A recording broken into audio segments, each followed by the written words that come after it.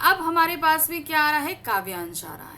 सबसे पहला काव्यांश है, हम दूरदर्शन पर बोलेंगे हम समर्थ शक्तिवान, हम एक दुर्बल को लाएंगे एक बंद कमरे में, उससे पूछेंगे तो आप क्या अपाहिज हैं, तो आप क्यों अपाहिज हैं, आपको अपाहिजपन तो दुख देता होगा, देता है, कैमरा दिखाओ इसे बड़ा बड़ा, हाँ तो बताइए आपका दुख क्या है, जल्दी बताइए वह दुख बताइए बता नहीं पाएगा। अब यहाँ पर क्या है, हम दूरदर्शन पर बोलेंगे हम समर्थ शक्तिवान, यानी कि वो लोग जो दूसरों की बेबसी, दूसरों को कमजोर समझते हुए अपने आप को शक्तिमान मानते हैं, तो यहाँ दूरदर्शन वालों को अपने आप को शक्तिवान बताया गया है। क्यों बताया गया है, क्योंकि वो पूरी तरीके से सक्षम है, समृद्ध हैं, इस वजह से। हम एक दुर्बल को लाएंगे एक बंद कमरे में, दुर्बल यानी कि जो कमजोर है उसे एक हम बंद कमरे में लाएंगे। अब स्टूडियो क्या होता है, स्टूडियो एक बंद कमरा होता है, तो उस बंद कमरे में हम उस दुर्बल को लाएंगे, उससे पूछेंगे तो आप क्या अपाहिज है। अब वो दुर्बल है यानी कि वो विकलांग है, और जब हम उसको लेकर आएंगे तो कैमरा ऑन करके जब उसका इंटरव्यू लेना शुरू करेंगे तो सबसे पहले उससे जो प्रश्न पूछेंगे वो ये पूछेंगे, क्या आप अपाहिज हैं। एक ऐसे प्रश्न पूछे जाएंगे जिसका जवाब देना उस व्यक्ति के लिए मुश्किल हो जाएगा। पहला प्रश्न क्या था, पूछेंगे क्या आप अपाहिज हैं, दूसरा प्रश्न तो आप क्यों अपाहिज हैं। अब किसी व्यक्ति के पास इसका क्या जवाब हो सकता है, आप अपाहिज हैं, आपको दिखता नहीं है कि आप अपाहिज हैं। फिर उसके बाद उससे हम पूछेंगे कि आप क्यों अपाहिज हैं, आपको अपाहिजपन तो दुख देता होगा, देता है। अब उसकी संवेदनाओं के साथ खेलते हुए उसे दुखों को उभारने के लिए ऐसे ऐसे प्रश्न किए जाएंगे जिनका उत्तर बहुत मुश्किल है उसके लिए देना। उसी में से एक प्रश्न हम क्या पूछेंगे कि आपको अपाहिजपन दुख देता है, तकलीफ देता है, कैमरा दिखाओ इसे बड़ा बड़ा। जब ये सवाल पूछे जाएंगे तो उसके चेहरे की कसमसाहट को दिखाने के लिए, कि उसके चेहरे पर उठती हुई भावनाओं को दिखाने के लिए हम कैमरे से कहेंगे कि उनके चेहरे को बड़ा बड़ा दिखाओ, अर्थात चेहरे को जूम करके दिखाओ, ताकि उसके चेहरे पर पड़ने वाली हर एक शिकन को दर्शक देख सके। हाँ तो बताइए आपका दुख क्या है। फिर उसके बाद उससे सवाल करेंगे, पूछेंगे कि आपका दुख क्या है, जल्दी बताइए वह दुख बताइए बता नहीं पाएगा। बार बार उससे कहेंगे कि अपना दुख बताइए, जल्दी बताइए, लेकिन उससे पूछे गए इन सवालों का जवाब उसकी भावनाओं को इतना ज़्यादा चोट पहुंचाएगा कि वो उन सवालों का 1% भी जवाब नहीं दे पाएगा। सिर्फ वो भावनाएं उसके चेहरे पर आकर, उसकी मजबूरियां, उसके दर्द, उसकी तकलीफ उसके चेहरे पर आकर रुक जाएंगी, मगर अल्फाज एक भी जो है वो नहीं निकलेगा। अब इन पंक्तियों का आप सबसे पहले संदर्भ देखिए, क्योंकि पूरी कविता का संदर्भ एक सा ही रहेगा, प्रसंग सबके अलग अलग हो जाएंगे। संदर्भ है, प्रस्तुत काव्यांश हमारी पाठ्यपुस्तक आरोह भाग 2 में शामिल कैमरे में बंद अपाहिज शीर्षक कविता से लिया गया है। इसके रचयिता समकालीन कविता के सर्वाधिक महत्वपूर्ण कवि रघुवीर सहाय हैं, जिनके एक काव्य संग्रह लोग भूल गए में यह कविता मूल रूप से संकलित है। तो ध्यान रखिए, जो कैमरे में बंद अपाहिज कविता हम पढ़ रहे हैं ये रघुवीर सहाय के काव्य संग्रह लोग भूल गए में संग्रहित है। अब आ जाते हैं इसी पैरा के प्रसंग पे, जो अभी हमने काव्यांश पढ़ा ना, इसका प्रसंग क्या होगा। रघुवीर सहाय कवि होने के साथ साथ एक प्रतिष्ठित पत्रकार भी थे। हमने जैसे बताया कि उन्होंने रेडियो में भी काम किया, पत्रकारिता में भी काम किया, और साथ ही साथ वो एक अच्छे कवि भी रहे। इसे कविता के अंतर्गत उन्होंने पत्रकारिता की दुनिया में होने वाले व्यवसायीकरण और उसके फलस्वरूप उत्पन्न नैतिकता के हास को कविता का कथ्य बनाकर दूरदर्शन पर प्रसारित एक साक्षात्कार के माध्यम से परिचित किया है। अब चूंकि वो एक पत्रकार रहे, तो पत्रकार में किस तरीके से लोगों की संवेदनाओं के साथ खेला जाता है, उनकी भावनाओं को उभारा जाता है, ये बात उन्होंने बहुत नज़दीकी से देखी थी, और इसी बात को उन्होंने प्रकट करने के लिए ये कविता लिखी, जहां पर उन्होंने दूरदर्शन को माध्यम बनाया। अब व्याख्या देखिए क्या है इस कविता की। दूरदर्शन पर एक शारीरिक विकलांगता के शिकार व्यक्ति का साक्षात्कार लेते हुए, यानी कि जो शारीरिक रूप से विकलांग है उसका इंटरव्यू लिया जा रहा है। पत्रकारों की क्रियाकलाप की संवेदनहीनता को दर्शाते हुए कवि कहता है कि एक पत्रकार के तौर पर हम दूरदर्शन पर बोलते हुए एक कमजोर व्यक्ति को एक बंद कमरे में ले जाते हैं।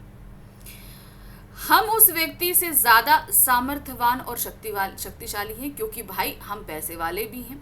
हम शारीरिक रूप से शक्तिशाली भी हैं, क्योंकि हमें कोई विकलांगता नहीं है, जबकि वह व्यक्ति अपाहिज है, इसलिए अपने आप को हम शक्तिवान साबित करते हैं। उसके अपाहिजपन का मजाक उड़ाते हुए मुझसे पूछते हैं कि अगर आप अपाहिज हैं तो क्यों अपाहिज हैं? आप अपना दुख बताइए। आपका अपाहिजपन तो आपको दुखी करता होगा। यह देखकर कि अपाहिज व्यक्ति कुछ कहने या रोने की स्थिति में है, कार्यक्रम को प्रस्तुत कर रहा व्यक्ति टेक्नीशियन को निर्देशित कर उस कैमरे पर इसे बड़ा बढ़कर प्रस्तुत करने को कहता है। अब चूंकि वो आंसर नहीं कर पा रहा, लेकिन उसके चेहरे पर वो दर्द और तकलीफ, उसकी आंखों में थोड़ा सा गीलापन, थोड़ी सी नमी जो है वो आने लगती है।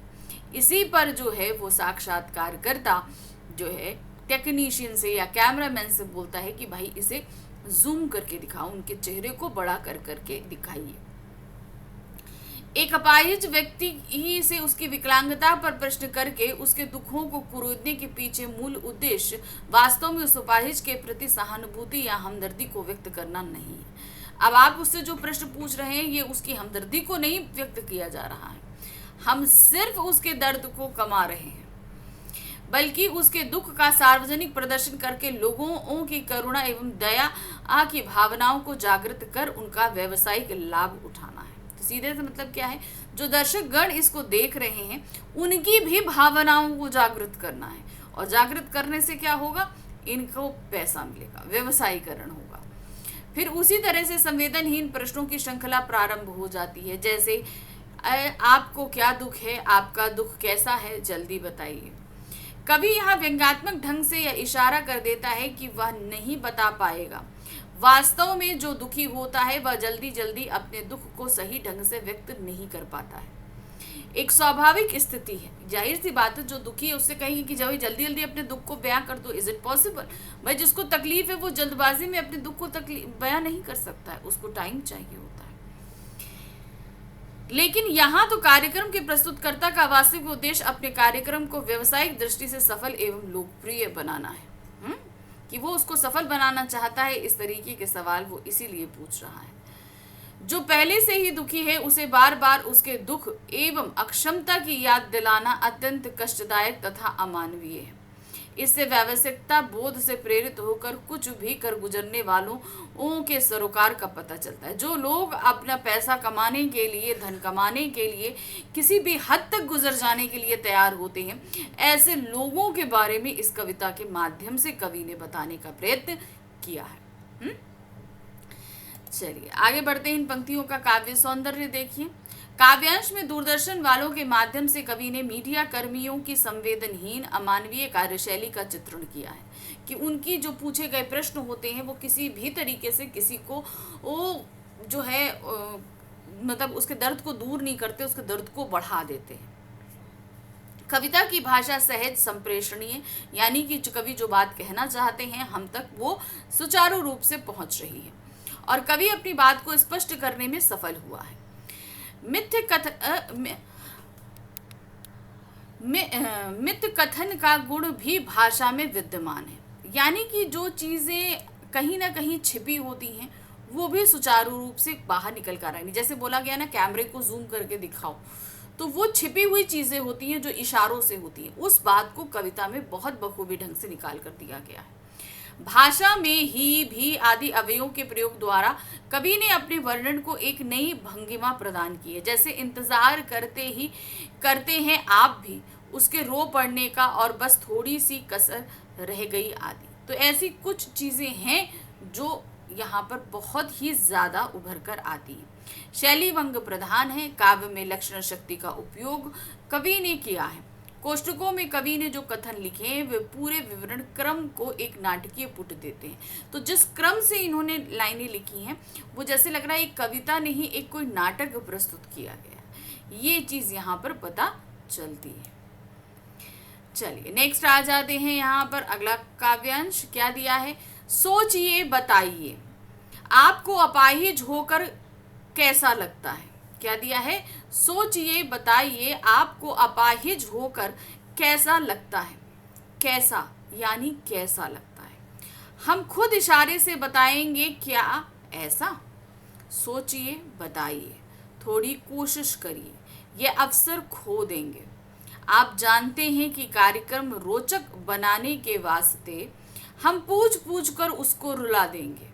इंतजार करते हैं आप भी उसके रो पड़ने का। करते हैं? यह प्रश्न पूछा नहीं जाएगा। अब भाई उससे प्रश्न पूछे जा रहे थे, उसके आगे क्या है? सोचिए बताइए आपको अपाहिज होकर कैसा लगता है। उस अपाहिज से प्रश्न पूछा जा रहा है और बार बार उसको जो है ऐसे सवाल पूछा जा रहा है। सोचिए कि आपको अपाहिज है, आपको अपाहिज होकर कैसा लगता है, आपका अपाहिजपन आपको दुख देता है। सोचिए बताइए, जल्दी इसका उत्तर दीजिए कि आपको क्या दुख है। कैसा यानी कैसा लगता है। बार बार उससे वो प्रश्न पूछे जा रहे हैं। सोचिए, जवाब दीजिए, कैसा लग रहा है आपको। हम खुद इशारे से बताएंगे कि क्या ऐसा। अब चूंकि वो व्यक्ति जवाब नहीं दे पा रहा तो साक्षात्कारकर्ता कहता है, फिर इशारे से वो साक्षात्कारकर्ता बताएगा क्या ऐसा लगता है। सोचिए बताइए, थोड़ी कोशिश करिए। फिर से उससे कहा जाए कि थोड़ी सी कोशिश करिए, बताइए। ये अवसर खो देंगे। अब ये बात जो ब्रैकेट्स में लिखी गई है ये बोली नहीं जाएंगी, ये इशारे से कही जा रही है। क्या कि अवसर खो देंगे, अपनी बात को इतने लोगों तक पहुंचाने का मौका आप खो देंगे। आप जानते हैं कि कार्यक्रम रोचक बनाने के वास्ते, यानी कि इस कार्यक्रम को इंटरेस्टिंग बनाने के लिए हम पूछ पूछ कर उसको रुला देंगे। यानी कि जो साक्षात्कारकर्ता है वो बार बार प्रश्न को इस तरीके से पूछेगा ताकि वो अपाहिज व्यक्ति रो दे। इंतजार करते हैं आप भी उसके रो पड़ने का। करते हैं ना। अब ये प्रश्न दर्शकों से पूछा जाएगा कि क्या आप भी उस अपाहिज के रो पड़ने का इंतजार करते हैं। ये प्रश्न पूछा नहीं जाएगा, लेकिन कहीं ना कहीं ये छिपा है, क्योंकि हम सब जो दर्शक हैं वो भी उस व्यक्ति के रो पड़ने का इंतजार कर रहे हैं, उसके रोने से उसके दर्दों को बयां होने का इंतजार कर रहे हैं। क्यों? क्योंकि उसके रो पड़ने से हम भी रो पड़ेंगे। हम रो पड़ेंगे तो दूरदर्शन की टीआरपी बढ़ेगी, इससे उनको पैसे मिलेंगे। बहुत सारी चीजें हैं जो आपस में गुथी हुई हैं। चलिए अब इन पंक्तियों का प्रसंग देखिए क्या है। कवि दूरदर्शन कार्यक्रम में प्रस्तुतकर्ता की भावभंगिमा युक्त प्रस्तुति का चित्रण करते हुए कहता है, वह उस अपाहिज व्यक्ति से बार बार जोर देकर अमानवीय ढंग से केवल अपने कार्यक्रम की प्रसिद्धि और व्यवसायिक सफलता को प्रमुखता देते हुए प्रश्न पूछेगा। अब वो यहाँ पर इस तरीके से प्रश्न पूछ रहा है कि बस उसका कार्यक्रम सफल हो जाए। उस व्यक्ति को क्या तकलीफ हो रही है, इससे किसी को कोई सरोकार नहीं है। अब आ जाते हैं इन पंक्तियों की व्याख्या पर। क्या दिया गया है? कवि कहता है, सोचिए, सोचकर बताइए कि अपाहिज होकर आपको कैसा अनुभव होता है। वास्तव में यहाँ कवि ने कार्यक्रम प्रस्तुतकर्ता के घृणित उद्देश्य को स्पष्ट करने की कोशिश करी है। यानी कि जो वो प्रस्तुतकर्ता यानी कि जो एंकर है वो कितना घृणित कृत्य कर रहा है। एक अपाहिज व्यक्ति से ऐसे सवाल पूछ रहा है जिसका जवाब उसके लिए बहुत ही मुश्किल है और जो उसके दर्द को और ज्यादा बढ़ा रहा है। जो किसी दुखी और लाचार तथा शारीरिक रूप से अक्षम व्यक्ति के इस प्रश्न को पूछने में निहित है। वह इस दुख को भोग कर कैसा महसूस करता है। यानी कि जो अपाहिज है उसे ये दर्द हो रहा है, उसे खुद कैसा महसूस होता है। जैसा प्रश्न अमानवीयता की हद पार करने जैसा है।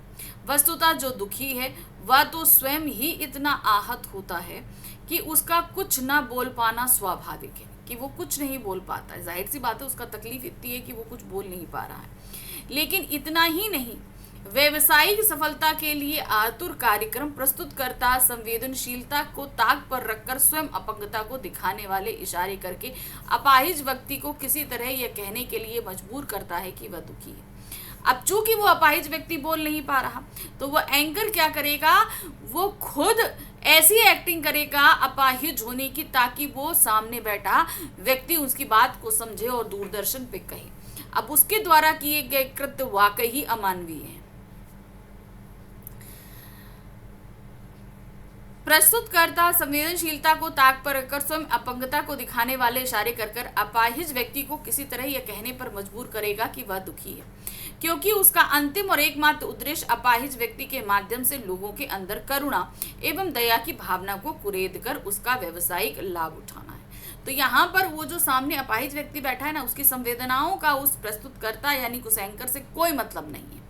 उसका सिर्फ इतना मतलब है कि ये अपाहिज व्यक्ति अपने दर्द को बयां करेगा, रोएगा, ये संवेदना पहुंचेगी दर्शकों तक, वो रोएंगे और इस तरीके से उसको लाभ प्राप्त होगा।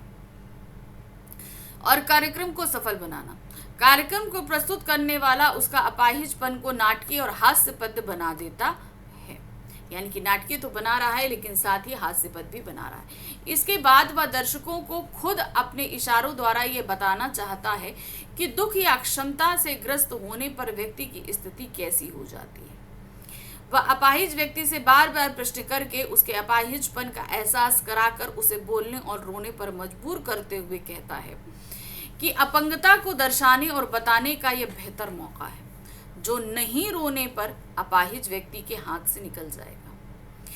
वस्तुतः यहाँ प्रश्नकर्ता का केवल एक उद्देश्य है, किसी भी प्रकार से कार्यक्रम को दर्शकों की नजर में सफल और प्रभावशाली बनाना। ठीक है, अब आते हैं हम काव्य सौंदर्य पे। कविता की भाषा सहज, सरल, स्पष्ट है। जन सामान्य में प्रचलित खड़ी बोली के दर्शकों को लेकर बातचीत की शैली में कवि ने एक अत्यंत संवेदनशील मुद्दे को पाठक वर्ग के सामने प्रस्तुत किया है। हम सभी के सामने बहुत ही संवेदनशील मुद्दा उन्होंने रखा है। भाषा की मारक क्षमता अत्यधिक है, यानी कि वो वाकई लोगों पर कटाक्ष जो कर रहे हैं वो उनको लग भी रहा है। ऊपर से सीधी सादी एवं सामान्य से दिखने वाली भाषा अत्यंत गहरे व्यंग से युक्त है, जो समाज में एक प्रस्तुत स्तंभ मीडिया कर्मियों के वास्तविक चेहरे को बेनकाब करने में सक्षम है। बदली हुई जीवन स्थितियों में सामाजिक यथार्थ के विभिन्न पक्षों पर सहज टिप्पणी करना नई कविता के प्रमुख पद्धतियों में से एक है। यह बात यहाँ स्पष्ट दिखाई देती है। तो जो नई कविता पद्धति है उसमें ये चीज़ सामने तौर पर निकल के आ रही है कि जो पद्धति अपनाई गई है वो लोगों के दुखों को बहुत ही अच्छे तरीके से बाहर ला रही है। अब आते हैं तीसरा और आखिरी काव्यांश। क्या दिया गया है? हम फिर पर्दे पर दिखलाएंगे फूली हुई आंखों की एक बड़ी तस्वीर, बहुत बड़ी तस्वीर, और उसके होठों पर एक कसमसाहट भी। आशा है आप उसे उसकी अपंगता की पीड़ा मानेंगे। एक और कोशिश, दर्शक धीरज रखिए, देखिए, हमें दोनों एक संग रुलाने हैं, आप और वह दोनों। अब यहाँ पर क्या कह रहे हैं आगे में कि फिर से हम पर्दे पर दिखलाएंगे उसकी फूली हुई आंखों की तस्वीर, बड़ी बड़ी तस्वीर, उसके होठों की कसमसाहट, यानी कि अब कैमरे को जूम करके उसके चेहरे पर उसके होंठ, उसकी फूली आंखें, उसके होठों की कसमसाहट, यानी कि उसकी परेशानी, उसकी भावनाओं के जरिए, उसकी भाव भंगिमाओं के जरिए हम व्यक्त करना चाहेंगे। आशा है आप भी उसकी अपंगता की पीड़ा मानेंगे, यानी कि अब उसे इतना जूम किया जाएगा कि दर्शक गण उसकी अपंगता को देख सकें, समझ सकें। एक और कोशिश, दर्शक धीरज रखिए, देखिए। अब फिर से दर्शक से जो है बोला जाता है धीरज रखिए, देखिए, और फिर से एक कोशिश होती है कि किसी तरीके से वो अपाहिज अपनी मुंह खोले और उस प्रश्नों का जवाब दे। हम दोनों एक संग रुलाने हैं, आप और वह। अब वो क्या कहते हैं कि हम दोनों को एक संग रुलाना चाहते हैं। किसको किसको? उस अपाहिज व्यक्ति को और दर्शकगण। यहाँ पर जब ये दोनों काम हो जाएंगे तब कहीं जाकर कैमरे वाले यानी कि जो प्रस्तुत करता है उसका उद्देश्य पूर्ण होगा। कैमरा बस करो, नहीं हुआ, रहने दो, पर्दे पर वक्त की कीमत है। अब मुस्कुराइए, हम आप देख रहे थे सामाजिक उद्देश्य से युक्त कार्यक्रम, बस थोड़ी देर ही कसर रह गई थी, धन्यवाद। अब क्या हुआ? कैमरे से कहा जाएगा कि भाई उन्होंने बहुत कोशिश कर ली कि अपाहिज बोले बोले बोले, पर वो बोल ही नहीं रहा। फिर वो बोलते हैं बस करो, रहने दो, पर्दे पर वक्त की कीमत है, क्योंकि हर एक कार्यक्रम समय के साथ बंधा होता है, इसलिए वो उस इंटरव्यू को यहीं छोड़ देते हैं। वो व्यक्ति अपनी बात को नहीं कह पाता। आप देख रहे थे, अब जैसे ही ये बंद होगा, पर्दे पर वक्त की कीमत है, वहां एक एक सेकंड का पैसा होता है। आप मुस्कुराइए, अब आप मुस्कुराइए कि हम आप देख रहे थे सामाजिक उद्देश्य का कार्यक्रम। बंद होते ही जो है ये प्रसारित होगा कि सामाजिक उद्देश्य का कार्यक्रम देखा जा रहा था। बस थोड़ी सी कसर रह गई। थोड़ी सी कसर किस चीज में रह गई? उस अपाहिज व्यक्ति को रुलाने में और उसको रोता हुआ देखकर दर्शकों द्वारा रोने में। तो ये थोड़ी सी कसर जो है बकाया रह गई थी, और इसी के साथ ये कार्यक्रम समाप्त कर दिया जाता है और ये कविता भी समाप्त हो जाती है। चलिए आगे बढ़ते हैं। हम प्रसंग पे आते हैं। सबसे पहले यहाँ कवि दूरदर्शन पर अपंग व्यक्ति के बड़े बड़े चित्र और प्रतिमाएं दिखाते हुए मीडिया कर्मियों की असंवेदनशीलता को दर्शाता है। अब मतलब कि उसको जूम करके दिखा रहा है कि देखिए उसकी क्या हालत है। तो ये उसकी असंवेदनशीलता को प्रकट कर रहा है। अब आ जाते हैं व्याख्या पर। जो ये पंक्तियां पढ़ी ना, इसकी व्याख्या क्या है। कवि आगे कहता है कि कार्यक्रम का प्रस्तुतकर्ता पर्दे पर फूली हुई आंख की बड़ी तस्वीर दिखाने और अपाहिज व्यक्ति के होंठों की कसमसाहट अर्थात पीड़ा को कह पाने और ना कह पाने के बीच उसके चेहरे पर उभरा असमंजस, दुख, बेचैनी को दर्शकों को दिखाने की बात करते हुए दर्शकों से ही अपाहिज व्यक्ति के अपाहिजपन से उत्पन्न वास्तविक पीड़ा मनाने को कहता है। अब वो व्यक्ति तो अपनी तकलीफ को नहीं बयान कर पा रहा है, तो अब इस कंडीशन में क्या किया जाए, तो उसने अब उनके चेहरे को उसको जूम करके दिखाया ताकि उसकी जो कंडीशन है वो दर्शक घर स्वतः समझ सके। उसकी दृष्टि में कार्यक्रम तभी सफल माना जाएगा जब अपाहिज व्यक्ति और दर्शक दोनों की ही मनोदशा या मन स्थिति एक जैसी हो। यानी कि तकलीफ झेल तो वो अपाहिज व्यक्ति रहा है, लेकिन उसको देखकर दर्शक गणों के अंदर भी वही संवेदनशीलता जागे, वो तकलीफ जागे, वो उस जगह उस कार्यक्रम को प्रस्तुत करने में सफल हो जाएगा। अपाहिज व्यक्ति अपनी शारीरिक अक्षमता के गहरे दुख के कारण प्रस्तुतकर्ता के निर्देश पर रो नहीं पाता। प्रस्तुतकर्ता बार बार कह रहा, पूछ रहा था कि वो रो दे, लेकिन वो व्यक्ति नहीं रोता है, तो वह उसे पर्दे पर वक्त की कीमत का एहसास कराता है कि यहाँ वक्त की कीमत है। जैसे पीड़ा को निर्धारित सीमा समय में व्यक्त कर देना उसके लिए अत्यंत जरूरी है। यानी कि वो व्यक्ति की जो पीड़ा है, जो तकलीफ है, उसे सीमा के अंदर, समय सीमा के अंदर बांध दिया गया। कवि के अनुसार टेलीविजन पर वक्त की कीमत के बारे में बताकर और अपाहिज की पीड़ा को कुरेद कर उसे रुला देने के पीछे एक कार्यक्रम के निर्माताओं का केवल एक ही उद्देश्य है, और वह है कार्यक्रम की व्यावसायिक सफलता और लोकप्रियता। यानी कि ज्यादा लोगों में वो सफल हो, प्रसिद्ध हो और उन्हें ज्यादा से ज्यादा लोकप्रियता प्राप्त हो। पीड़ित व्यक्ति की मानसिक अवस्था और संवेदन से उनका कुछ लेना देना नहीं है। उसे क्या तकलीफ है, इस चीज से उनको कोई भी लेना देना नहीं है। इस तरह सामने सामाजिक नारे और कार्यक्रम व्यवसायिक प्रचार प्रसार में तब्दील कर दिए जाते हैं। एक संवेदनशील समाज के लिए यह अत्यंत खतरनाक और भयावह स्थिति है, क्योंकि इससे अमानवीय एवं त्रासद स्थितियां पैदा होती हैं, जो सभ्य समाज एवं संवेदनशील मनुष्य दोनों के लिए समान रूप से कष्टकारी है। तो जो चीजें ये प्रस्तुत की गई, अगर समाज के सभी व्यक्तियों द्वारा इस तरीके से काम किया जाए तो वो एक संवेदनहीनता को प्रकट करेगा इन मजबूर व्यक्तियों के लिए। अब आते हैं काव्य सौंदर्य। देखिए क्या है। काव्यांश की भाषा सहज, बोधगम्य, सामान्य रूप से प्रचलित शब्दों के जरिए कवि ने एक गूढ़ सामाजिक सत्य अर्थात पर्दे के पीछे छिपी सच्चाई को प्रस्तुत किया है। तो इस कविता में जो भी चीज बताई गई है ये वास्तविकता है, पर्दे के पीछे की वास्तविकता। हमें तो बहुत ग्लोरीफाई करके दिखाया जाता है, लेकिन एक्चुअल में क्या जो घिनौनापन होता है वो इस कार्यक्रम के माध्यम से आप देख सकते हैं। फिर आते हैं, कवि के विवरण का ढंग अत्यंत रोचक एवं नाटकीय है। व्यंग कथन के उपयोग द्वारा कवि ने कविता में एक नया अर्थ, सौंदर्य एवं प्रभाव उत्पन्न कर दिया है। दूरदर्शन प्रस्तुतकर्ता को व्यावसायिकता से प्रेरित अमानवीय कार्यशैली वाले लोगों के रूप में प्रदर्शित करते हुए कवि ने यह संवेदन प्रक्षेपित किया है कि सामाजिक उद्देश्य से प्रेरित कार्यक्रमों के कर्ता धर्ता वर्ग में वर्तमान मानसिकता क्या है। तो यहाँ पर उन्होंने ये व्यक्त करने की कोशिश करी है कि आजकल के लोगों की सोच क्या है, वो किस तरीके से पैसा कमा सकते हैं, ये चीज बताइए। सामाजिकता का संबंध अनारूप रूप से संवेदनशीलता से नहीं है। आज का समाज क्या है भाई, आज की सामाजिकता लोगों की संवेदनशीलता पर बिल्कुल भी डिपेंड नहीं है। सामाजिक उद्देश्य से पूर्ति के पीछे भी व्यवसायिक दृष्टिकोण ही काम करता है, मानवीय एवं संवेदनशील दृष्टिकोण नहीं। यानी कि आप कार्यक्रम तो सामाजिक उद्देश्य के लिए कर रहे हैं, लेकिन उसमें भी आप अपने व्यवसाय को लाए बगैर पीछे नहीं रह पा रहे हैं।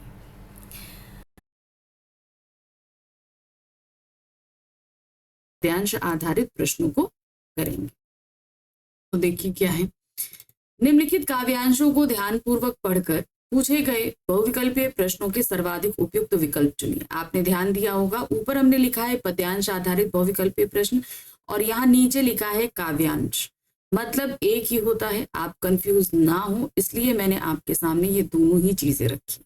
ठीक है, पहला काव्यांश देखिए क्या है। हम दूरदर्शन पर बोलेंगे हम समर्थ शक्तिवान, हम एक दुर्बल को लाएंगे एक बंद कमरे में, उससे पूछेंगे तो आप क्या अपाहिज हैं, तो आप क्यों अपाहिज? आपका अपाहिजपन तो दुख देता होगा, देता है। कैमरा दिखाओ इसे बड़ा बड़ा, हाँ तो बताइए आपका दुख क्या है, जल्दी बताइए वह दुख बताइए, बता नहीं पाएगा। तो क्या है कि यहाँ पर जो दूरदर्शन केंद्र होते हैं उनकी जो संवेदनहीनता है उसके ऊपर एक व्यंग करते हुए ये कविता लिखी गई है।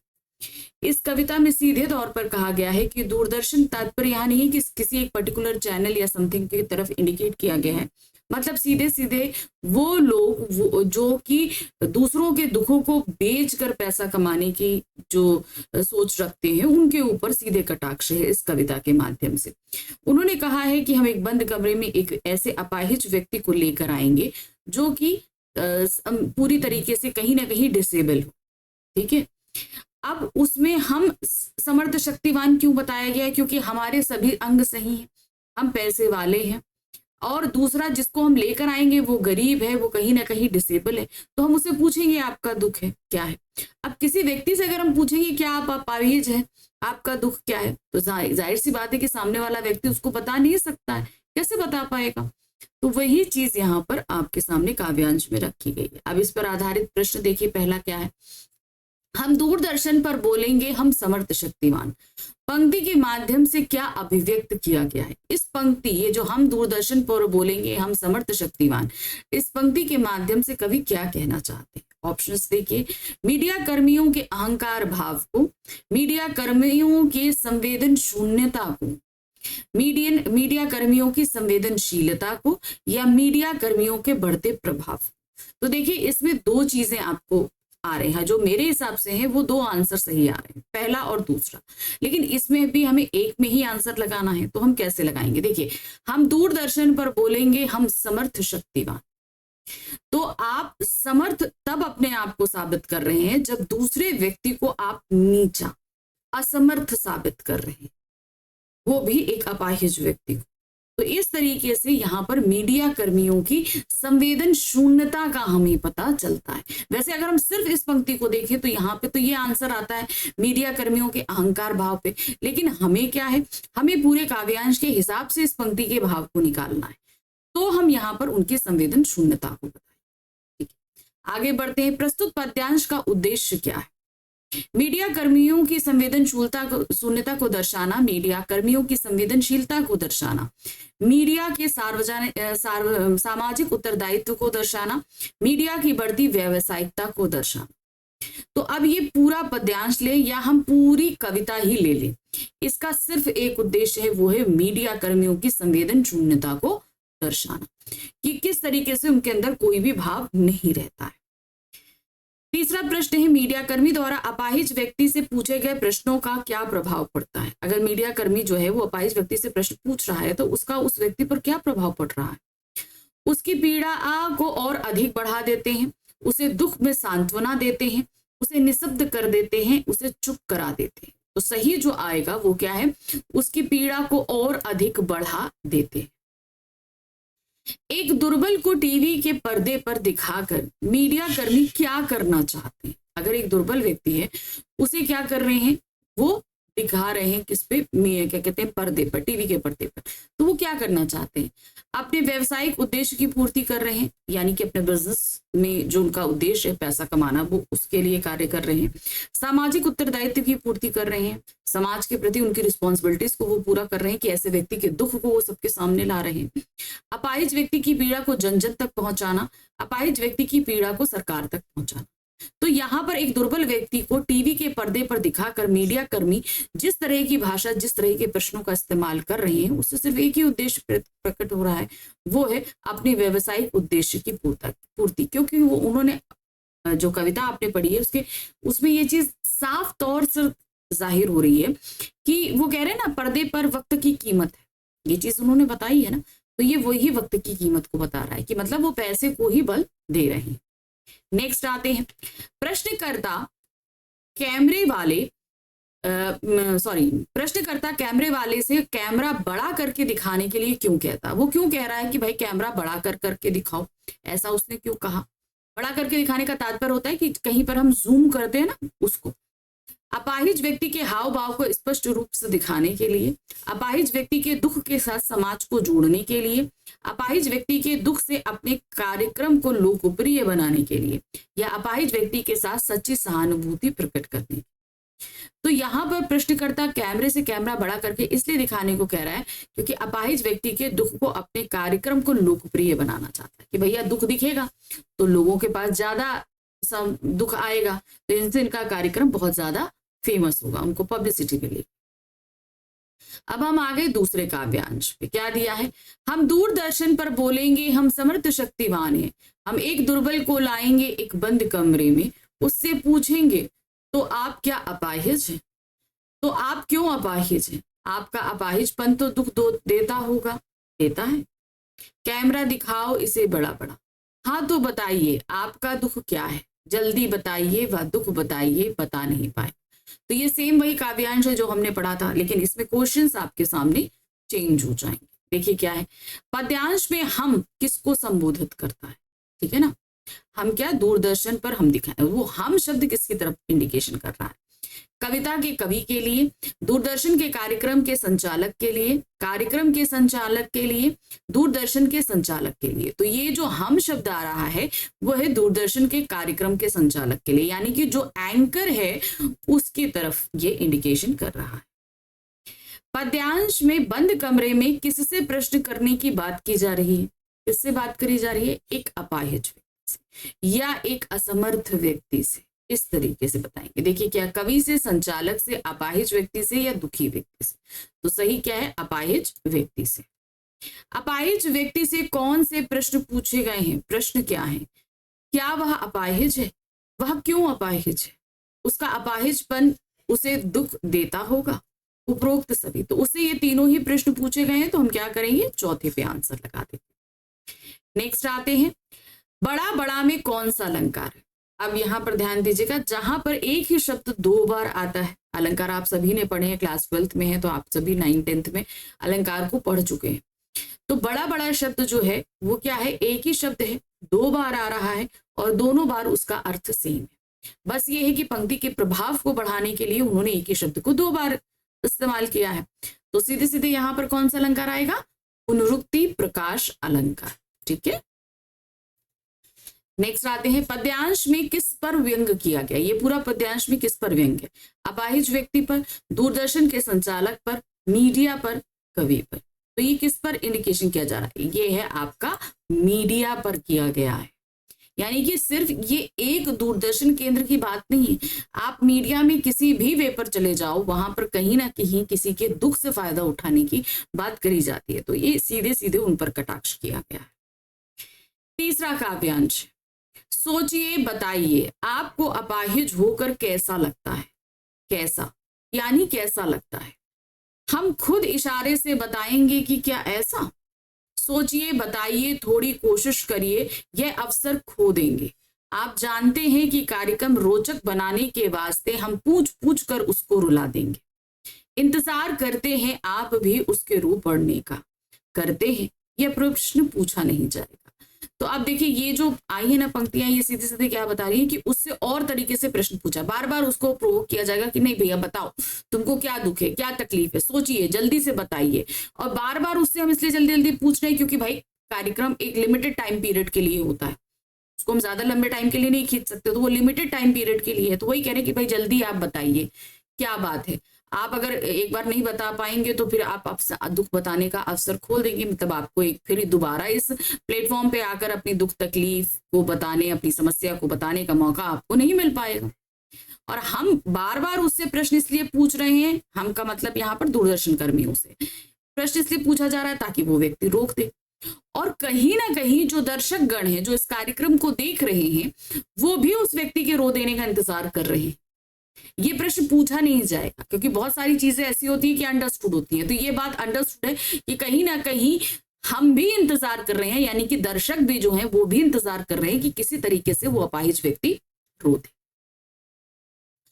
चलिए, इस पद्यांश पर प्रश्न है पहला, अपाहिज व्यक्ति को बार बार अपना दुख बताने के लिए मजबूर करने के पीछे दूरदर्शन वालों का क्या उद्देश्य हो सकता है।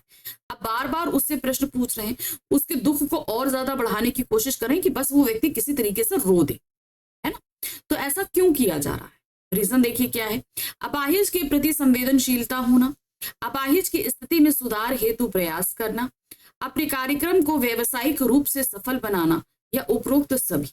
तो यहाँ पे इनका सिर्फ एक उद्देश्य है, वो है अपने कार्यक्रम को व्यवसायिक रूप से सफल बनाना।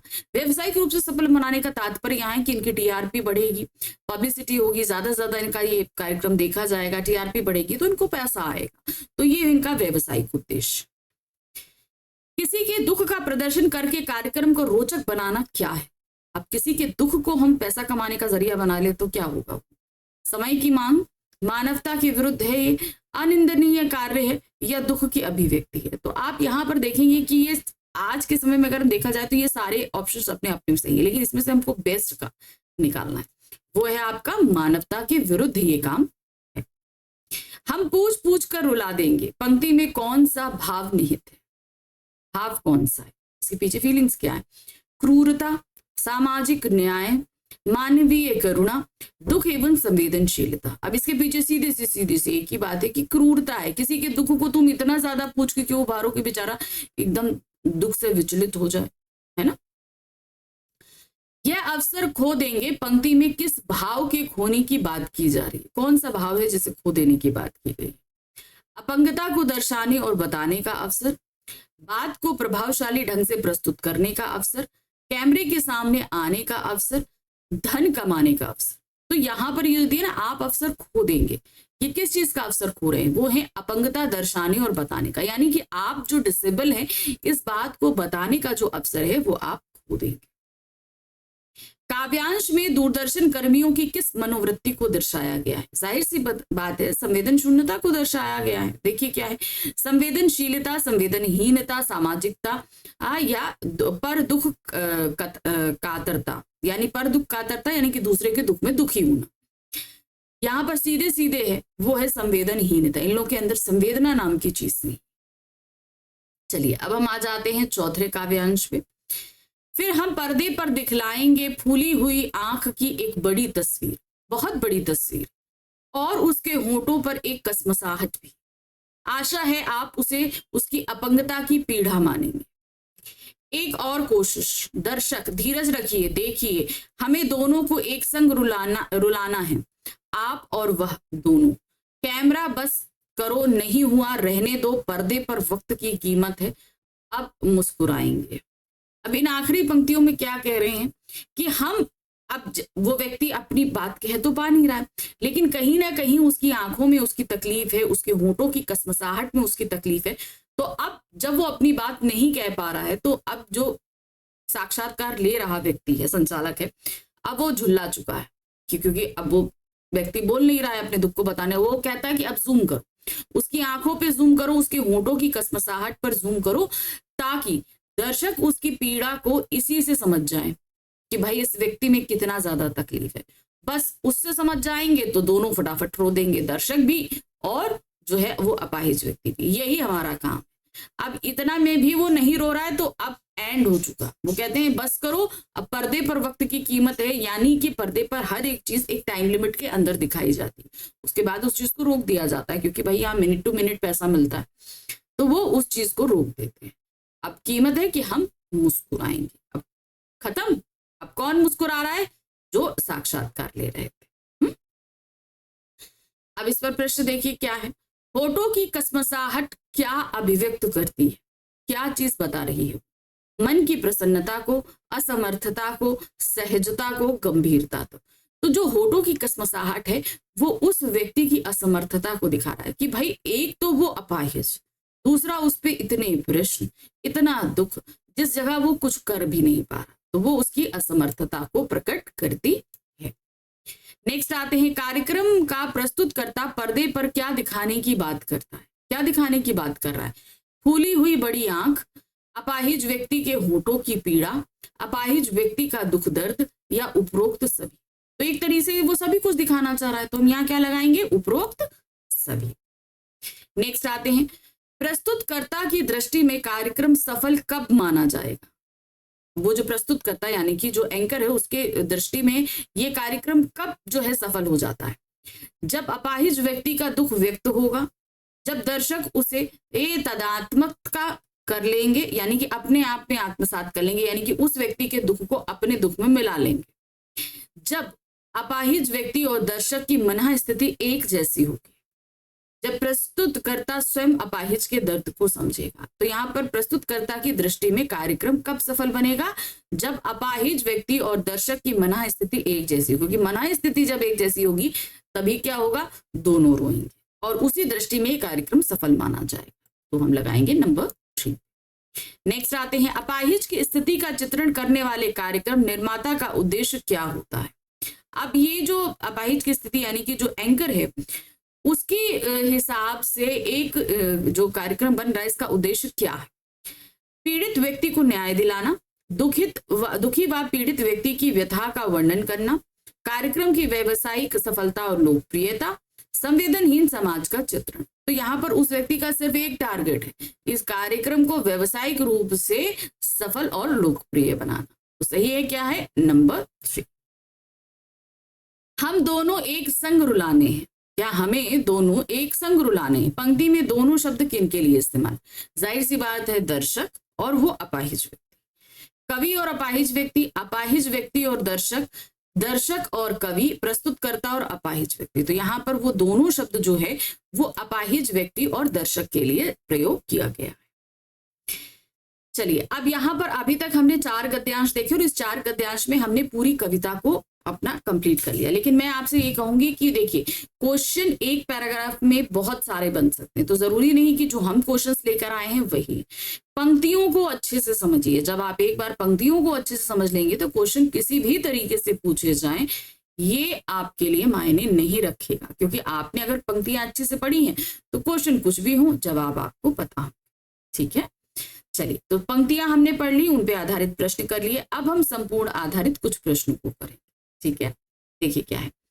पहला, अपाहिज से दूरदर्शन कार्यक्रम संचालक किस प्रकार के प्रश्न पूछता है? अर्थपूर्ण, तर्कसंगत, भावपूर्ण या अर्थहीन? तो सीधी सी बात है कि वो एकदम अर्थहीन जो प्रश्न पूछ रहा है जिसका कोई मतलब नहीं। क्या आप अपाहिज हैं? आपको अपाहिज होकर कैसा लगता है? ये प्रश्न तो एकदम फालतू के प्रश्न हुए ना। अपाहिज क्या नहीं बता पाएगा? अपना सुख, अपना दुख, अपनी सामर्थ्य, अपनी शक्ति। तो क्या नहीं बता सकता? वो है अपना दुख, वो नहीं बता पाए। कैमरा एक साथ क्या दिखाना चाहता है? समाचार और खेल, रोशनी और अंधेरा, दर्शक और अपाहिज रोते हुए, प्रस्तुतकर्ता और दर्शन रोते हुए। तो सही क्या है? दर्शन लिखा है यहाँ पर, ये होगा आपका दर्शक। ठीक है, दर्शक और अपाहिज रोते हुए। नेक्स्ट आते हैं, पर्दे पर किसकी कीमत है? दर्शक की, अपाहिज की, प्रस्तुतकर्ता की या वक्त की? ये तो पंक्ति में ही दिया हुआ है कि भाई पर्दे पर वक्त की कीमत है। कैमरे में बंद अपाहिज कविता कवि के किस संग्रह से ली गई है? अब कवि जो है उन्होंने तो बहुत सारी कविताएं करी हैं, तो ये एक्चुअल में किससे ली गई है? देखिए क्या है, जो लोग भूल गए हैं, सीढ़ियों पर धूप, आत्महत्या के विरुद्ध, हंसो जल्दी से हंसो। तो ये कौन सी है? ये है इनकी जो लोग भूल गए हैं। ये जरूर याद रखिएगा, ठीक है, पूछा जा सकता है। नेक्स्ट आते हैं, कैमरे वाले एक और कोशिश क्यों करना चाहते हैं? तस्वीर साफ दिखाने के लिए, कार्यक्रम को आकर्षक बनाने के लिए, अपाहिज की अपंगता को उभारने के लिए या चमत्कार उत्पन्न करने के लिए?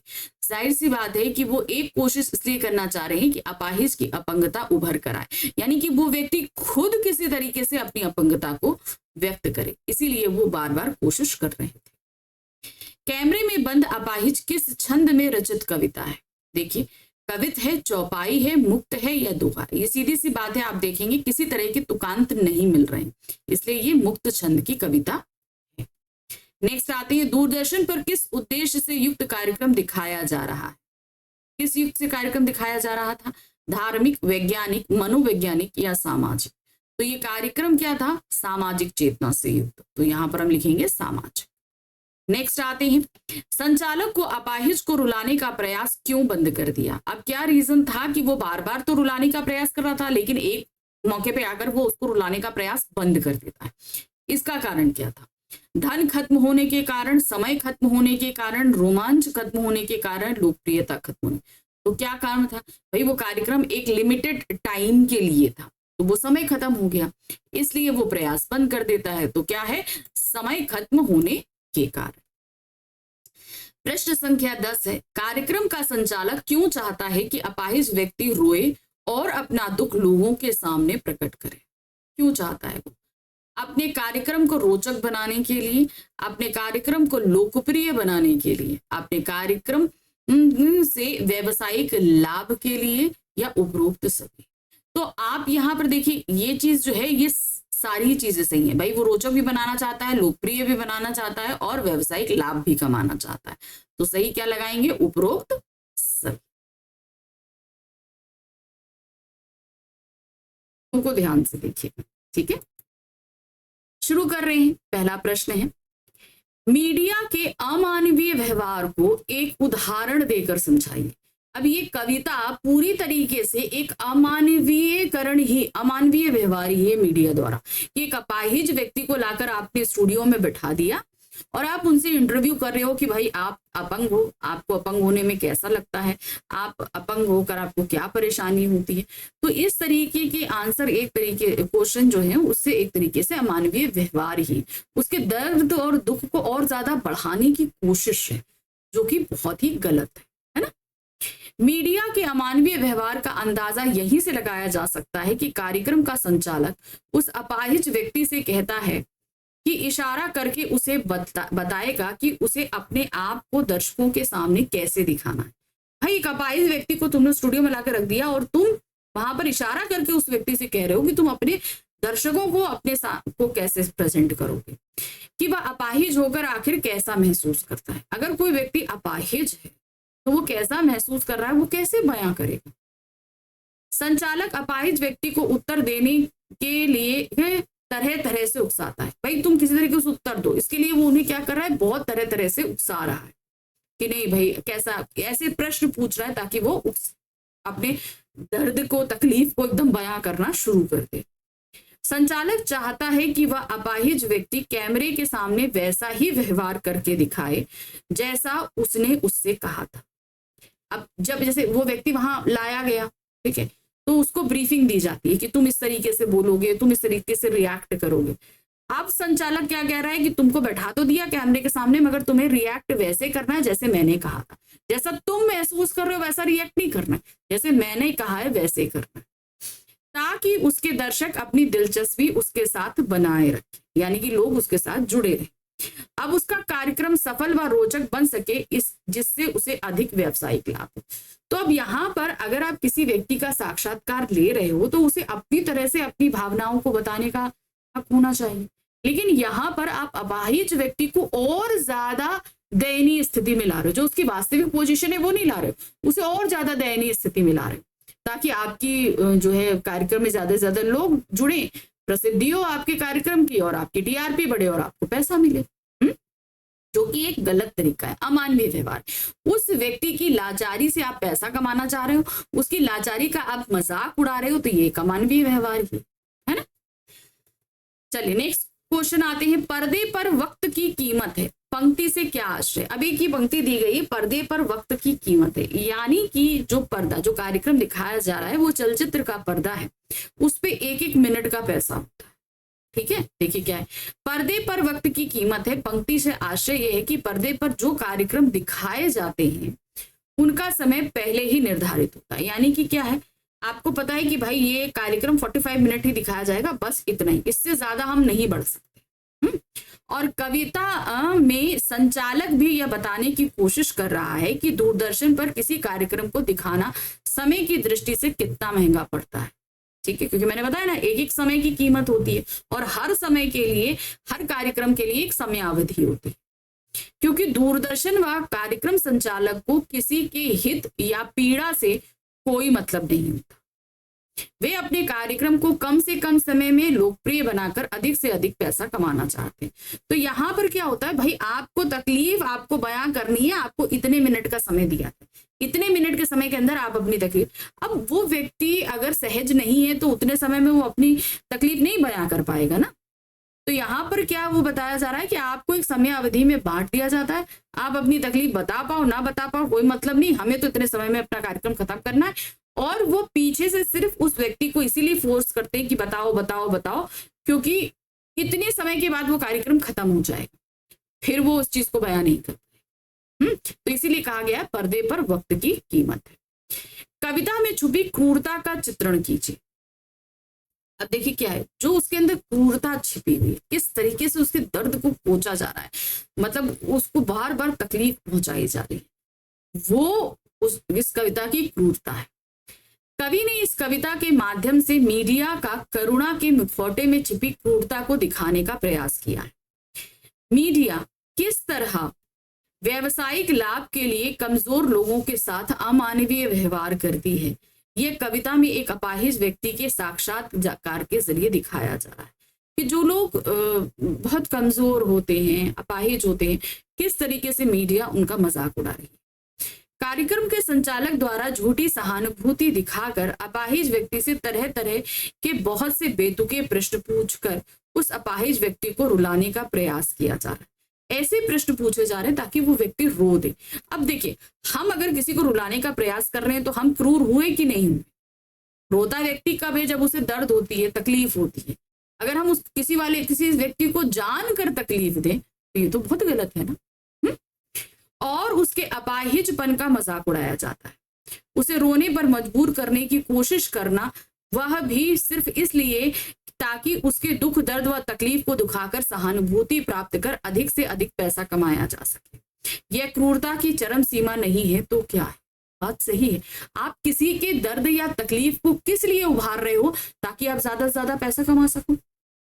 ये तो बहुत ही गलत है ना। इसे क्रूरता ही तो बोलेंगे, इसे तो मानवीय व्यवहार नहीं कहेंगे ना। नेक्स्ट क्वेश्चन है, दूरदर्शन के स्टूडियो में उस अपाहिज व्यक्ति से कैसे प्रश्न पूछे जाते हैं और क्या वह उन प्रश्नों का उत्तर दे पाएगा? उससे बेतुके सवाल पूछे जा रहे हैं और उन सवालों के जरिए उसको दर्द पहुंचाने की कोशिश करी जा रही है और उन सवालों का वो व्यक्ति कोई भी जवाब नहीं दे पाता, क्योंकि खुद वो इतना परेशान है कि वो कैसे जवाब दे। दूरदर्शन के स्टूडियो में एक बंद कमरे में उस साक्षात्कार में उस अपाहिज व्यक्ति से बहुत ही बेतुके प्रश्न पूछे गए जाते हैं, जैसे क्या वह अपाहिज है? यदि हाँ तो वह क्यों अपाहिज है? उसका अपाहिजपन उसे दुख देता होगा। इन बेतुके सवालों से वह व्यक्ति कोई जवाब नहीं दे पाता। अब भाई इन सवालों को कोई व्यक्ति जवाब दे सकता है कि भाई आप अपाहिज हो, आपको अपाहिज होके कैसा लगता है, आपका अपाहिजपन आपको दर्द देता है? क्योंकि उसका मन पहले से ही इन सबसे दुखी होगा और इन सवालों को सुनकर वह और भी दुखी हो जाएगा। ये सवाल ही पूछे जा रहे हैं ताकि वो व्यक्ति और दुखी हो और रोने लगे, है ना। तो जाहिर सी बात है, ऐसे प्रश्न का जवाब कोई भी नहीं दे सकता, वो व्यक्ति क्या कोई भी नहीं दे सकता। नेक्स्ट क्वेश्चन है, कार्यक्रम के संचालक अपाहिज व्यक्ति से बेतुके प्रश्न क्यों पूछ रहे हैं? उनका सिर्फ एक ये मोटिव है कि वो व्यक्ति रोने लगे। वो व्यक्ति रोने लगेगा तो दर्शक उसे देखकर रोने लगेंगे, तो इस तरीके से इनका कार्यक्रम प्रसिद्ध हो जाएगा और इनको अधिक से अधिक पैसा मिलेगा। इसका उद्देश्य तो यही है ना। कार्यक्रम के संचालक अपाहिज व्यक्ति से बहुत ही प्रश्न पूछता है, बहुत सारे प्रश्न पूछता है, क्योंकि उसके कार्यक्रम को सफल बनाने के लिए कार्यक्रम के संचालक चाहते हैं कि वह अपाहिज व्यक्ति अपना दुख दर्द दूरदर्शन के कैमरे के सामने रोकर व्यक्त करे, है ना, यानी कि वो रोता हुआ व्यक्त करे, ताकि वह उसके दुख दर्द को अपने टेलीविजन के पर्दे पर दिखाकर लोगों को सहानुभूति प्राप्त कर सके। सहानुभूति यानी कि लोग भी रोने लगे और ताकि वो ज्यादा और अधिक धन कमा सके। उसका मोटिव ही यही है। दूरदर्शन के कार्यक्रम के संचालक अपने कार्यक्रम की लोकप्रियता और व्यापार को बढ़ाने के लिए क्या सोचता है? अब वो क्या सोच रहा है? वो ये सोच रहा है कि अगर ये अपाहिज व्यक्ति रो देगा तो दर्शक रो देंगे, तो इस तरीके से एक इमोशनल बाउंडिंग बन जाएगी। इमोशनल बाउंडिंग बन जाएगी तो हमारा कार्यक्रम प्रसिद्ध हो जाएगा। कार्यक्रम पसंद हो जाएगा तो हमें ज्यादा पैसे मिलेंगे, है ना। दूरदर्शन के कार्यक्रम के संचालक अपने आप को बहुत सक्षम और शक्तिशाली समझता है। इसीलिए वह अपने दर्शकों से कहता है कि वह उनके लिए एक व्यक्ति को दूरदर्शन के स्टूडियो के एक बंद कमरे में लाएंगे, ठीक है, एक अपाहिज व्यक्ति को लाएंगे और उससे प्रश्न पूछेंगे। दूरदर्शन के कार्यक्रम के संचालक असल में अपनी लोकप्रियता और व्यापार बढ़ाने के लिए एक अपाहिज व्यक्ति का साक्षात्कार दर्शकों को दिखाना चाहते हैं। तो यहाँ पर वो क्या लोकप्रियता के लिए क्या कर रहा है, एक ऐसे लाचार व्यक्ति को लेकर आया है ताकि वो व्यक्ति इमोशनली लोगों दर्शकों के साथ बन सके, जिससे उसको प्रसिद्धि मिल सके। यानी कि दूरदर्शन जो कार्यक्रम है उसको प्रसिद्धि मिल सके। नेक्स्ट क्वेश्चन है, आपकी राय में अपंगों के प्रति कैसा व्यवहार होना चाहिए? देखिए, उनके प्रति स्नेह का भाव रखें। बहुत सारे लोग क्या है, दया का भाव रखते हैं, नहीं, उनके साथ दया का नहीं, स्नेह का भाव रखिए, मदद करिए उनके ऊपर दया नहीं दिखानी है हमें, है ना, उन्हें भी एकदम नॉर्मल अपने जैसा ही समझना चाहिए। अपंग दया के नहीं अपितु स्नेह के पात्र है। हमें उनके साथ यह सोचकर व्यवहार करना चाहिए कि यदि हम इनकी जगह होते तो हम समाज से क्या अपेक्षा करते। जाहिर सी बात है, हमेशा दूसरे के साथ व्यवहार वो करिए उस जगह अपने आप को रखकर। हमारा व्यवहार उनके साथ सहयोगात्मक होना चाहिए, यानी कि कुछ काम करने में उनकी हेल्प करनी चाहिए, सहयोग करना चाहिए। उनकी अपंगता की सीमा को हमें अपने व्यवहार से दूर करना चाहिए। मान लीजिए कि कोई व्यक्ति अगर सीढ़ी नहीं चढ़ पा रहा, उसकी व्हीलचेयर, तो उसको मदद करिए। जहां वो अपनी अपंगता के कारण कहीं अवरुद्ध हो जाता है तो आप उसकी हेल्प करिए ताकि वो व्यक्ति आगे बढ़ सके। जैसे अंधा व्यक्ति सड़क पार करना चाहता है तो हमें उसे पकड़कर सड़क पार करानी चाहिए, ठीक है ना। ये मत करना चाहिए अरे बेचारा, अरे चलो बेटा तुमको हम कर, वो दया नहीं दिखानी, दया का भाव नहीं रखना, उसका सहयोग करिए, मदद करिए, ये भाव हमेशा अंदर होना चाहिए। ऐसे कार्यक्रम समाज को क्या संदेश देते हैं? अगर जिस तरीके का कार्यक्रम इस पूरी कविता में दिखाया गया है तो ऐसे कार्यक्रम क्या संदेश लेकर आ रहे हैं समाज? अपाहिज अथवा अक्षम व्यक्ति को लेकर बनाए गए ऐसे छिछले कार्यक्रम कोई ठोस संदेश नहीं देते, क्योंकि आप वहां पर सीधे सीधे देख रहे हैं कि किसी की लाचारी का मजाक उड़ाया जा रहा। अब ऐसे कार्यक्रम किसी को क्या खाक संदेश देंगे? दूसरों लोग आप यहां पर देखेंगे कि आप एक तरीके से दूसरों में कुसंचार प्रेषित कर रहे हैं कि किसी की भी लाचारी को आप प्रस्तुत करो और पैसा कमाओ। ये तो गलत है ना। वैसे अच्छा संदेश तो कुछ यहाँ नहीं मिल रहा है। ऐसे कार्यक्रम से उनके प्रति सहानुभूति अवश्य जागृत होती है, लेकिन सामान्यतः टेलीविजन चैनलों का व्यावसायिक दृष्टिकोण मानवीय चेतना को कुंठित करने वाला ही प्रमाणित होता है। हम सहानुभूति से उनको जरूर देखेंगे थोड़ी देर के लिए, लेकिन मोस्टली क्या है कि यहाँ पर चैनल अपना फायदा देख रहा है, जो बहुत ही गलत बात है। यह संवेदनहीनता की पराकाष्ठा है। इन लोगों के अंदर कोई भी संवेदना नाम की चीज नहीं है। सामाजिक कार्यक्रम के नाम पर अपने व्यवसायिक हितों को साधने वाला मीडिया का एक वर्ग समाज को संदेश देने के लिए अपने कार्यक्रम नहीं बनाता। ध्यान रखिए, हम ये नहीं कह रहे मीडिया के सभी लोग, मीडिया के कुछ लोग ऐसे हैं जो सिर्फ पैसा कमाने के लिए काम करते हैं। जहां उद्देश्य वास्तव में ईमानदार हो, वहां लोगों में एक दूसरे के प्रति सहानुभूति रखना एवं सहयोग करने की भावना जागृत होनी चाहिए। अगर कोई ऐसा कार्यक्रम है जो वाकई में लोगों के साथ अच्छे संबंध स्थापित करना चाहता है, तो इस तरीके के कार्यक्रमों को कभी भी प्रमोट नहीं करता कि दूसरों की लाचारी को जो है वो मजाक बनाया जाए।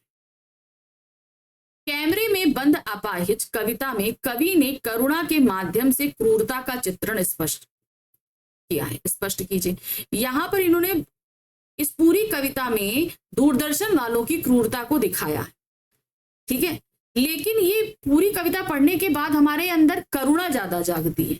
हम उस व्यक्ति के लिए बहुत ज्यादा परेशान हो जाते हैं ना। तो उस करुणा को उन्होंने क्या किया, एक व्यक्ति की तकलीफ को उन्होंने दिखाया कि कैसे दूसरे लोग जो हैं क्रूरता करके उसका फायदा उठाते। यह कविता मानवीय करुणा को तो प्रस्तुत करती ही है, साथ ही इस कविता से ऐसे लोगों की बनावटी करुणा का वर्णन भी मिलता है जो दुख दर्द बेचकर प्रसिद्धि एवं आर्थिक लाभ प्राप्त करना चाहते हैं। तो हमें उस व्यक्ति के प्रति सहानुभूति हो रही है, लेकिन दूसरी ही तरफ ऐसे लोगों का पर्दाफाश हो रहा है जो किसी के दुख दर्द को भेजकर पैसा कमाना चाहते हैं। एक अपाहिज व्यक्ति के साथ झूठी सहानुभूति जताकर उसकी करुणा का व्यवसायीकरण करना चाहते हैं। क्या करना चाहते हैं? उसका बिजनेस करना चाहते हैं। एक अपाहिज की करुणा को पैसे एवं प्रसिद्धि के लिए टेलीविजन पर क्रोधना वास्तव में क्रूरता की चरम सीमा। एक ऐसे, हम कह रहे हैं ना, पैसा आपसे सब कुछ करा सकता है, मगर बस अभी आपका माइंडसेट है कि आप उसे अच्छे तरीके से करो या सही गलत तरीके से। तो यहाँ दूरदर्शन वाले क्या कर रहे हैं? दूसरों का लाचारी का, दूसरों की मजबूरी का फायदा उठाकर पैसे कमा रहे हैं, जो अपने आप में गलत है। गलत क्या, बहुत ही ज्यादा क्रूर कहा जाए। कार्यक्रम को सफल बनाने के लिए प्रश्नकर्ता क्या सोचता है? उसने तो सीधे सीधे भाई बोला है कि भाई अगर इस व्यक्ति को रुलाओ, सीधे तो उसने यही सोचा है ना, ऐसे प्रश्न पूछो ताकि ये अपाहिज व्यक्ति रो दे, रोकर अपने दुख दर्द को बताए। प्रश्नकर्ता सोचता है कि यदि अपंग व्यक्ति के साथ साथ दर्शक भी रो देंगे तो उनकी ये सहानुभूति हमारे चैनल को मिलेगी। तो अगर ये व्यक्ति रोएगा तो इसको देखकर दर्शक कर रोएंगे और इससे क्या होगा? हमें उन व्यक्तियों की सहानुभूति मिलेगी। तब हम इसी प्रकार के और कार्यक्रम दिखाएंगे जिस कारण हमें खूब फायदा मिलेगा। हमारा चैनल दिन दूनी रात चौगुनी तरक्की करता जाएगा और लोग हर समय हमारे चैनल को देखेंगे। तो उसका मेन मोटिव क्या है? अपाहिज व्यक्ति रोए, दर्शक रोए, ताकि हमारे कार्यक्रम को प्रसिद्धि प्राप्त हो, और इस तरीके से हम और आगे कार्यक्रम बनाएंगे और हमारा जो चैनल है वो प्रसिद्ध होता चला जाएगा। यदि शारीरिक रूप से चुनौती का सामना कर रहे व्यक्ति और दर्शक दोनों एक साथ रोने लगेंगे तो उसे प्रश्नकर्ता का कौन सा उद्देश्य पूरा? यहां पर उसका एक उद्देश्य है अपने कार्यक्रम को इफेक्टिव बनाना ताकि दर्शक उससे कनेक्ट हो सके। अब अगर अपाहिज के साथ व्यक्ति भी रो देंगे तो उसका जो उद्देश्य है वो पूरा हो जाएगा, भाई लोग उसके कार्यक्रम के साथ जुड़ जाएंगे और आगे आने वाले ऐसे और कार्यक्रम के लिए वो डिमांड करेंगे, इंतजार करेंगे, है ना? वो उद्देश्य है। प्रश्नकर्ता का एकमात्र उद्देश्य है अपने कार्यक्रम को प्रभावशाली बनाना। दर्शक तभी रोएगा जब उस व्यक्ति के दुख से दुखी होगा जो शारीरिक चुनौती का सामना कर रहा है, यानी कि वो अपाहिज व्यक्ति। जब दोनों साथ साथ रोएंगे तो समझा जाएगा कि प्रस्तुतकर्ता का कार्यक्रम अच्छा रहा। यदि ऐसा हो जाए तो उसका कार्यक्रम सफल माना जाएगा, यानी कि दोनों के रो देने पर, जैसा कि वे चाहते थे। उनकी इच्छा यही है कि अपाहिज को रुलाकर ऐसा करुणिक दृश्य उपस्थित किया जाए जिससे दर्शक भी द्रवित हो सके, यानी कि वो भी इमोशनल हो सके और रोएं। दर्शकों के द्रवित होने और रोने से उस चैनल विशेष की लोकप्रियता बढ़ेगी। लोकप्रियता बढ़ने से उसे धन, व्यवसाय में वृद्धि एवं प्रशंसा हासिल होगी और उसका यही उनका उद्देश्य है। मेन क्या है? मेन उद्देश्य क्या है? पब्लिसिटी, आपका पूरी तरीके से, और पैसा कमाना, दोनों ही काम हो जाएंगे।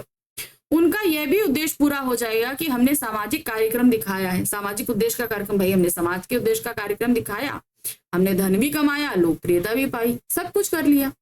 एक ऐसा कार्यक्रम जिसमें अपंग व्यक्ति की व्यथा का मार्मिक चित्रण हो, उस व्यक्ति की सोच, उसकी वेदना का हूबहू चित्रण दर्शाया गया, यानी कि जो व्यक्ति जिससे तकलीफ में हमने वैसे ही दिखाया है ना?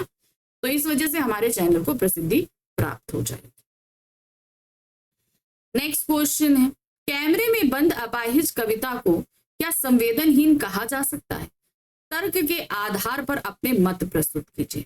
हमारी सोच से तो ये वाकई संवेदनाहीन। जब हम अपने सामने किसी लाचार व्यक्ति को देखें और उसके दुख और दर्द को ना समझें, उसका मजाक उड़ाएं, उससे फायदा उठाने की कोशिश करें, उससे पैसा कमाने की कोशिश करें, तो एक तरीके से हमारे अंदर की संवेदना मर गई। हमारे अंदर की संवेदना तभी जागृत है कि जब सामने वाला व्यक्ति दुख में है या तकलीफ में है तो हम उसकी दुख और तकलीफ को समझें और उसकी मदद करें। लेकिन इस पूरी कविता में उस लाचार व्यक्ति की तकलीफ का फायदा उठाया जा रहा है। तो एक तरीके से हम ये कहेंगे कि पूरी तरीके से ये संवेदनहीन कविता ही है। कैमरे में बंद अपाहिज कविता वास्तव में मीडिया द्वारा लोगों की पीड़ा बेचने की स्थिति को दर्शाती है। ठीक है, बिल्कुल सही है। तथाकथित संवेदनशील कार्यक्रमों का संचालन करने वाले स्वयं संवेदनहीन हो जाते हैं। यहाँ पर मीडिया के ऊपर बहुत बड़ी जिम्मेदारी है हमारे समाज में कि लोगों के अंदर संवेदना का संचार करे, लेकिन यहाँ पर उल्टा हो रहा है। ये कार्यक्रम पूरी तरीके से संवेदनहीनता को दर्शा रहे हैं। वे पीड़ित व्यक्ति से अर्थहीन एवं मूर्खतापूर्ण प्रश्न पूछ रहे हैं जिनका कोई मतलब नहीं, क्योंकि उनका उद्देश्य सिर्फ ऐसे प्रश्न करना है जिससे पीड़ित की वेदना उसके आंसुओं के रास्ते छलक उठे, यानी उसका जो दर्द है, जो तकलीफ है, वो आंसुओं के जरिए बाहर आ सके और दर्शक उनके कार्यक्रम में रुचि लें। किसी भी तरह उनका टीआरपी बढ़े और उन्हें इसका व्यवसायिक लाभ प्राप्त। बात सही है भाई, वो अपने कार्यक्रम प्रसिद्धि करके पैसा ही तो कमाना चाह रहे हैं। उनका एकमात्र उद्देश्य अपाहिज या पीड़ा युक्त व्यक्ति की वेदना को दूरदर्शन के माध्यम से बेचना है। पैसा कमाने का मतलब क्या है? आप किसी की चीज को बेच रहे हो, दूसरा खरीद रहा है। इसीलिए इस कविता को संवेदनहीन यानी करुणा के मुखौटे में छिपी क्रूरता की कविता माना जाना चाहिए। नेक्स्ट क्वेश्चन है, पर्दे पर वक्त की कीमत कहकर कवि ने पूरे साक्षात्कार के प्रति अपने नजरिया किस रूप में दिखाया है? यानी कि यहाँ पर एक तरीके से मीडिया जो है वो सहानुभूति बेचकर पैसा कमा रही है और उसके भी लिए लिमिटेड। भाई किसी को दुख या दर्द तकलीफ बताने के लिए समय में बाउंड नहीं किया जाता है, नहीं किया जा सकता ना। तो यहाँ पर वही काम हो रहा। कवि कहना चाहता है कि मीडिया के लोग सहानुभूति अर्जित करना चाहते हैं। वे चाहते हैं कि अपंग व्यक्ति साथ साथ दर्शक भी रोने लगे, लेकिन वे इस रोने वाले दृश्य को ज्यादा देर तक नहीं दिखाना चाहते, क्योंकि ऐसा करने से उनका पैसा बर्बाद होगा। वे समय और पैसे की बर्बादी नहीं चाहते। मेन क्या है, सिर्फ उतना दिखाना चाहते हैं जिससे उनकी लोकप्रियता, अगर उसी चीज को वो ज्यादा समय तक दिखाएंगे तो उनका पैसा खर्च ज्यादा होगा, उनको उतना मिलेगा नहीं। इसलिए उसको ज्यादा लंबे समय तक नहीं दिखाना चाहते और चाहते हैं कि भाई जल्द से जल्द ये व्यक्ति रो दे। तो इसीलिए उससे एकदम बेतुके सवाल भी पूछ रहे हैं। नेक्स्ट है, सामाजिक उद्देश्य से युक्त ऐसे कार्यक्रम को देखकर आपको कैसा लगेगा? अपने विचार लिखिए। ये सामाजिक उद्देश्य का जो भी कार्यक्रम होता है, लोगों में प्रेम, सौहार्द, ये सारी चीजें बढ़ाता है, लेकिन ये कार्यक्रम ऐसा नहीं, बिल्कुल भी नहीं, है ना। सामाजिक उद्देश्य युक्त ऐसे कार्यक्रम देखकर लोगों के मन में प्रेम, सौहार्द, दया, सहानुभूति की भावना का विकास होता है। वे आपस में एक दूसरे का दुख दर्द समझकर उसे दूर करने का प्रयास करते हैं। हम क्या भाई, इस तरीके का अगर अपाहिज व्यक्ति का कार्यक्रम दिखाया जाएगा तो हमारे मन में ये भावना उत्पन्न हो चाहिए कि ठीक है, हम भी अगर कभी किसी लाइफ में किसी अपाहिज व्यक्ति से मिलेंगे तो हम उसकी मदद करेंगे। हमारे अंदर ये भाव उत्पन्न होना चाहिए ना। शारीरिक रूप से विकलांग व्यक्ति भी स्वयं को हे दृष्टि से नहीं देखते। अब आप ऐसे बहुत सारे अपंग व्यक्ति को देख, वो अपनी कमियों को जो है वो नफरत नहीं करते, वो अपनी कमियों से लड़कर जीतना चाहते हैं। वे भी स्वयं को समाज का एक हिस्सा बनाकर सक्रिय सदस्य के रूप में ढलने के लिए प्रयत्नशील रहते।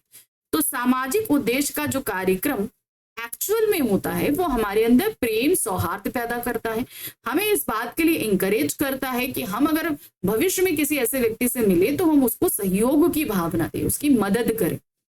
लेकिन जो ये कार्यक्रम दिखाया जा रहा है वैसे तो वो क्या कहते हैं, सामाजिक उद्देश्य से युक्त कार्यक्रम है, लेकिन एक्चुअल में उसके पीछे का मोटिव कुछ और ही।